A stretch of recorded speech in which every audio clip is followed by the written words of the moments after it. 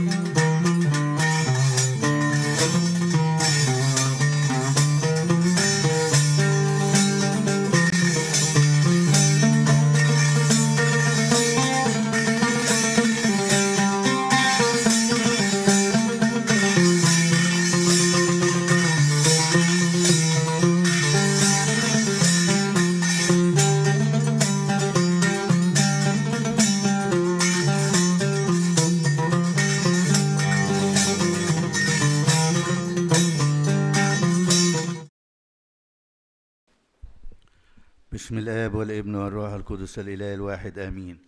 كل سنة وانتم طيبين. النهاردة عيد الصليب، وده عيد سيدي وبنحتفل بيه 3 أيام، 27 و28 و29 توت، وبيبقى له ألحان خاصة زي ما انتم سامعين. وفي رفع البخور عملنا دورة الصليب زي يوم حد الزعف بالظبط، بنقرأ 12 إنجيل في الكنيسة كلها. كل سنة وانتم طيبين.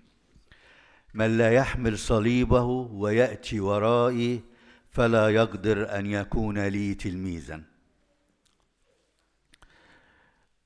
نصيب المسيحيين الكبير العظيم هو الصليب، والإنسان المسيحي تملي من أول القرن، من أيام السيد المسيح وإلى وقتنا الحالي وإلى انقضاء الدهور بيقابلوا الاضطرابات والاضطهاد. شعب الله المسيحي هو كده، وده بسبب ايه يا احبائي؟ سبب ان في شيطان مكار خبيث ومرفوض من الله، فبيشتغل علينا احنا ولاد ربنا، احنا اللي في متناول خبزه ويده، فيروح لأعز الناس لربنا ويشتغل عليهم، أو بعداوة العالم بيضطهد، وكلنا عارفين كل من يتبع السيد المسيح. وهو قال لنا السيد المسيح هذا الكلام في إنجيل يوحنا، قال لو كنتم من العالم لكان العالم يحب خاصته، ولكن لأنكم لستم من العالم بل أنا اخترتكم من العالم لذلك يبغضكم العالم. السيد المسيح النهارده بيدينا ازاي نحمل الصليب، فبيقول لنا في آية في ناس ما بتفهمهاش كويس: إن لم يبغض، إن كان أحد يأتي إلي ولا يبغض أباه وأمه وامرأته وأولاده وإخوته وأخواته حتى نفسه أيضا فلا يقدر أن يكون لي تلميذا. طبعا الروابط العائلية دي كويسة خالص، وفي وصية أكرم أباك وأمك، لكن هذه الروابط لا يجب أن تكون عائق في علاقتك مع الله. هذه الروابط لا تكون عائق إن أنا أتبع المسيح. أحلى رباط بيوحدنا بالسيد المسيح هو المعمودية. رباط الأسرة مهم وجيد ووصية، ولكن لا يكون عائقا في ان انا اشيل صليب ربنا واتبع المسيح. وعلشان نشيل صليب ربنا لازم حاجة مهمة قوي، يكون عندنا نوع من التخلي، الترك.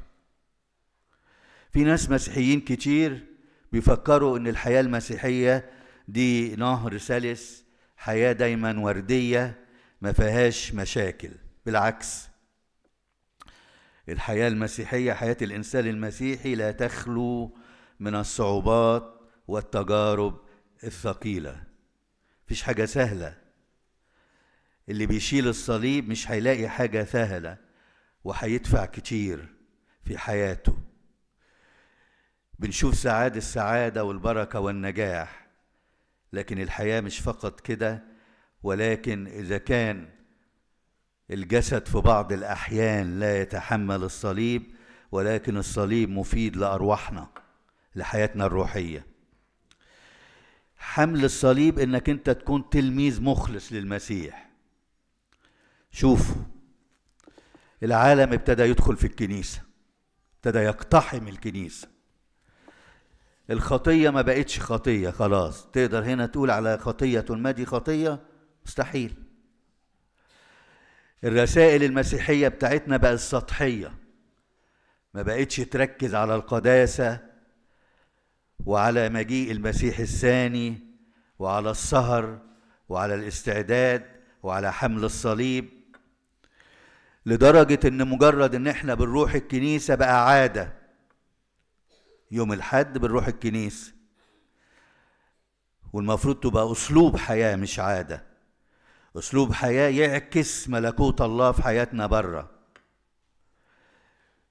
حضور اجتماع كبير او حضور في كنيسة كبيرة، كاتدرائية كبيرة، بقت موضة، وبقى الانسان يعجب من المباني وترك رب المباني. زي ما قال البابا شنودة، لغاية امتى هنعبد المباني ونسيب رب هذه المباني ولا نعبده؟ عشان تكون تلميذ حقيقي لربنا لازم تشيل الصليب، وعشان تشيل الصليب لازم يبقى عندك فضيلة اسمها إنكار الذات. ولذلك في الكنيسة القبطية كل أسرار الكنيسة والوعظ والصلوات أبونا أو الأسقف لازم يشيل الصليب في إيده ويختفي هو ورا الصليب، لأن هو الصليب ده اللي بيقود حياة الكنيسة. العالم اللي حوالينا يا أحبائي محتاج، صدقوني، محتاج باللي بنؤمن بيه، ومحتاج إن يعرف مين إحنا وليه بنلبس صليب وليه بندق صليب. محتاج إن يشوفنا أكثر من هذا، إن إحنا تلاميذ لربنا. فلازم نكون مستعدين يا أحبائي إن إحنا نشيل صليبنا. الصليب رمز مبارك للكفارة والغفران والنعمة ومحبة الله، لكن أيام المسيح ما كانش كده خالص. كان الصليب أداة تعذيب، أداة موت. إذن حملنا للصليب أيضا يكون أداة إن إحنا نقابل كل الاضطهادات حتى نموت مستشهدين. ومش هننسى حياة 21 شهيدا بتوع ليبيا. الناس دي لو ما كانتش تابعة المسيح بصحيح بقلبها وبإيمان ما كانتش قدمت ذاتها استشهادا لاسم المسيح. فإذا كنت يا حبيبي بتسأل ويا بنتي بتسأل إذا كنت أنت مستعد لحمل صليبك، اسأل نفسك الأسئلة الآتية. أنا اخترت 5 أسئلة. أنت مستعد تتبع المسيح حتى لو فقدت بعض من أعز أصدقائك؟ ما هو الأصدقاء ممكن تكون عقبة. يبقى السؤال الأول اللي نسأله لنفسنا، هل أنا مستعد إن أنا أتبع المسيح حتى لو كان فيها فقدان لأصدقاء؟ هل أنت مستعد تقبل المسيح حتى لو العيلة نفسها تخلت عنك؟ ده السؤال الثاني. هل أنت مستعد إن تتبع المسيح حتى لو كان هذا يكون هيأثر على شهرتك ومكانتك وسمعتك؟ هل أنت مستعد أن تتبع المسيح لو كان ده هيؤدي حتى إلى فقدان وظيفتك؟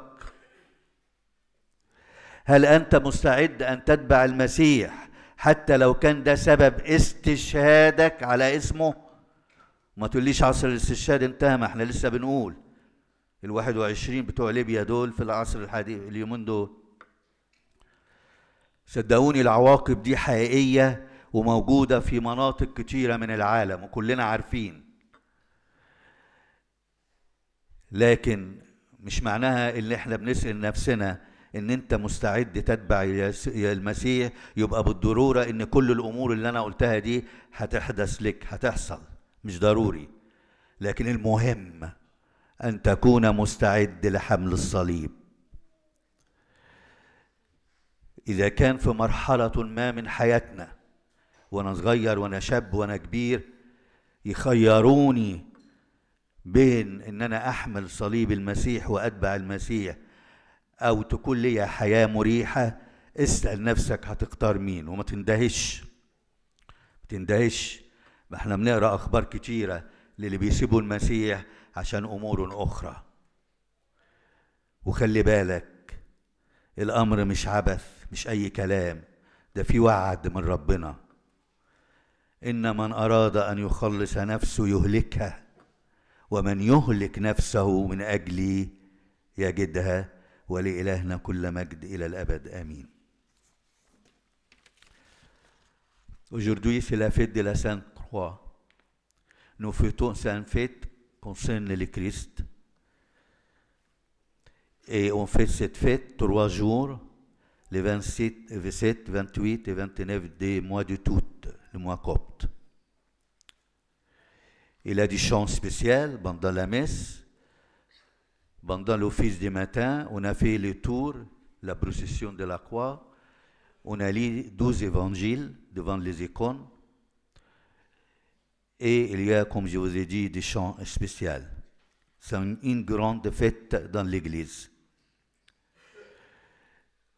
Le Christ nous dit aujourd'hui, quiconque ne porte pas sa croix et ne me suit pas ne peut être mon disciple. La croix, c'est le lot des chrétiens. La persécution, les troubles ont toujours accompagné le peuple de Dieu et le peuple chrétien, depuis les premiers siècles jusqu'à nos jours. Pourquoi? Parce qu'il y a la malice de Satan. Satan, qu'il sait qu'il est rejeté par Dieu. Il haït Dieu. Il n'aime pas Dieu, Satan, bien sûr. Et comme il vit que le Seigneur est au-dessus de la beauté de sa malice, il tombe sur nous. Il tombe sur ceux qui aiment le Christ. Il nous tente tout le temps. Mais il y a aussi l'inimitié des mondes. Nous ne sommes pas de ces bas mondes. Nous ne sommes pas de ces bas mondes. Et pour ça, le monde ne nous aime pas. Et vous suivez les nouvelles, n'est-ce pas? Vous suivez quelquefois, j'espère, des émissions qui parlent de la situation de notre société ici. Ils n'aiment pas les chrétiens. Le monde, ils n'aiment pas le monde. Et alors, ce n'est pas seulement le monde. Écoute qu'est-ce qu'il dit aujourd'hui le Christ. Si quelqu'un vient à moi et s'il n'haït pas son père, sa mère, sa femme, ses enfants, ses frères et ses sœurs, et même sa propre vie, il ne peut être mon disciple. C'est vrai, ces attachements familiaux sont bons. Au contraire, il y a un commandement, honore ton père et ta mère. Mais ils ne doivent jamais être des entraves de suivre le Christ. Jamais.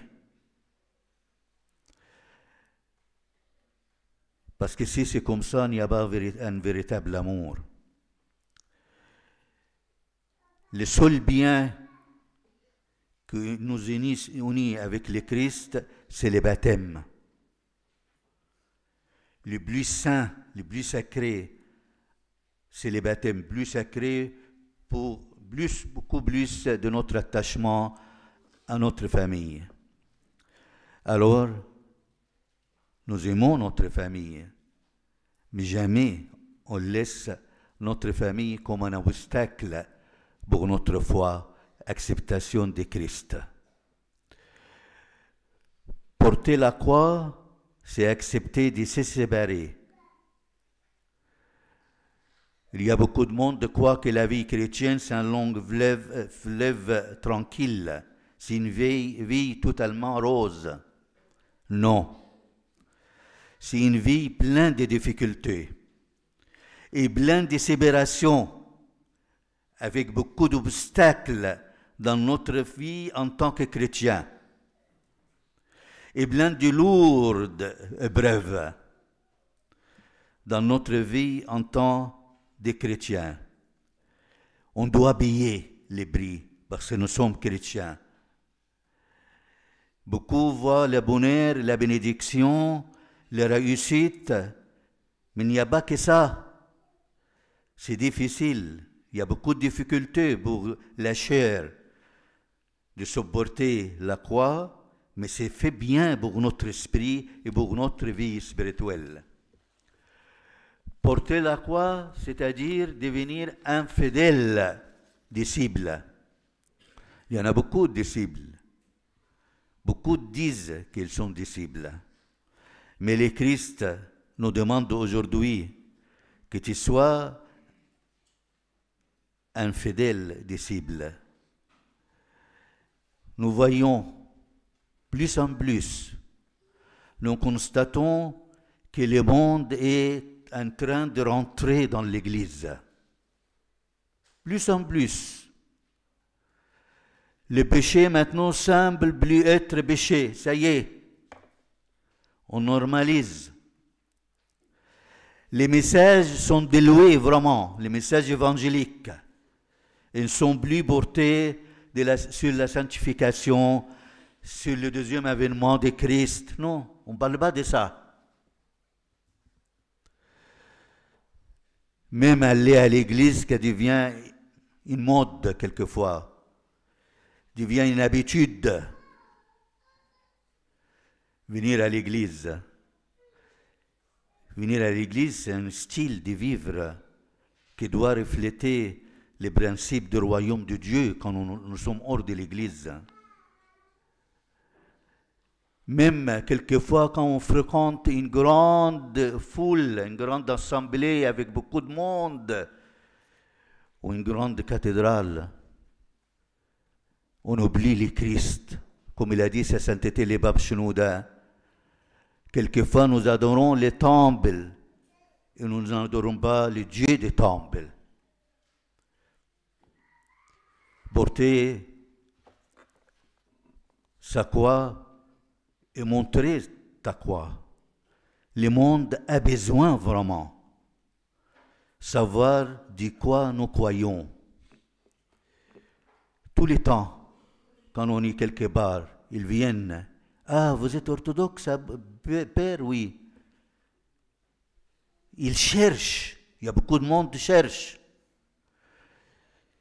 Mais ils ont besoin de voir et de découvrir le Christ à travers nous, ces vrais disciples. Ne dis-lui jamais les messages de l'Évangile à cause des regards des hommes et parce qu'on cherche à se confronter au siècle présent.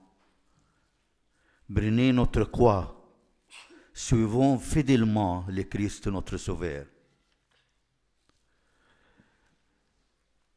2000 ans plus tard, maintenant les chrétiens voient la croix comme un symbole béni de l'expiation,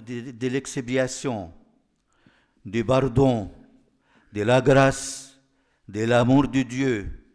C'est vrai, mais réfléchis un peu. La croix à l'époque de Christ, c'était quoi? C'était un instrument de torture, un instrument de la mort. Porter sa croix signifie aussi de porter l'instrument de sa propre exécution. Et peut-être porter notre propre exécution tout en affrontant le ridicule en route de notre vie. Porter sa croix et suivre Jésus c'est-à-dire être prêt à mourir pour lui. C'est ce qu'on appelle, même si on ne sera pas martyr, mais il y a une autre mort. C'est la mort de soi-même. Oublie-toi un peu. Oublie-toi un peu. Porte la croix et sois derrière la croix. Et pour ça, dans l'église copte orthodoxe, tous les prêtres et l'évêque, ils portent la croix. Et c'est le prêtre qui est derrière la loi, c'est la croix. C'est la croix qui est là. Alors j'ai fini avec ces questions. Si vous vous demandez si vous êtes prêt à porter votre croix, posez-vous quelques questions. J'ai choisi 5. Êtes-vous prêt à vivre? Êtes-vous prêt à suivre Jésus-Christ si vous deviez perdre certains de vos plus proches amis? Ça, c'est la première question. Parce que quelquefois, les amis sont un obstacle de suivre le Christ. Êtes-vous prêt à suivre Jésus si cela signifie que votre famille vous abandonne? Et bien sûr, on voit beaucoup chez les convertis. C'est la deuxième question. Êtes-vous prêt à suivre le Christ Jésus si cela implique que vous perdiez votre réputation, vous êtes connu, vous avez une bonne position? 4e question. Êtes-vous prêt à suivre Jésus si cela entraîne la perte même de votre travail, votre emploi? Combien j'écoute des gens à cause de leur emploi, ici même en France. Ils cachent le Christ. Ils cachent la croix qu'il est sur la main. Êtes-vous prêt à suivre le Jésus si cela devait causer votre martyre? Pourquoi on va loin? Nous avons les mémoires des 21 martyrs de Libye. C'est dans le 21e siècle. Avant, moi quand j'ai vu ça, avant on lit dans le Sénexar la vie des martyrs. Mais nous, notre génération et la génération des plus petits, ils ont vu les 21 martyrs. Ils ont porté la croix et donné leur vie au Christ. Croyez-moi, dans certaines régions du monde, ces conséquences sont une réalité. Toutes ces questions, c'est une réalité dans beaucoup de régions du monde. Mais notez bien que la question « êtes-vous prêt à suivre Jésus » ne veut pas forcément dire que toutes ces choses-là que j'ai parlé vous arrivent. Mais pose-toi les questions. Êtes-vous prêt à porter votre croix? Si à un moment donné, votre vie, dans votre vie, vous êtes amené à choisir entre Jésus et une autre chose, une vie confortable, qui choisirez-vous? Tu vas choisir qui? Et à la fin, dans tous les cas, ce n'est pas vain du tout. Il y a une promesse de notre Seigneur. Une promesse qui est attachée. Car celui qui, il dit dans le livre de Matthieu, celui qui voudra sauver sa vie, la perdra. Mais celui qui la perdra à cause de moi, c'est le Christ qui nous parle, la trouvera. Je répète ce verset. Celui qui voudra sauver sa vie, la perdra. Mais celui qui la perdra à cause de moi, la trouvera. À lui la gloire éternellement. Amen.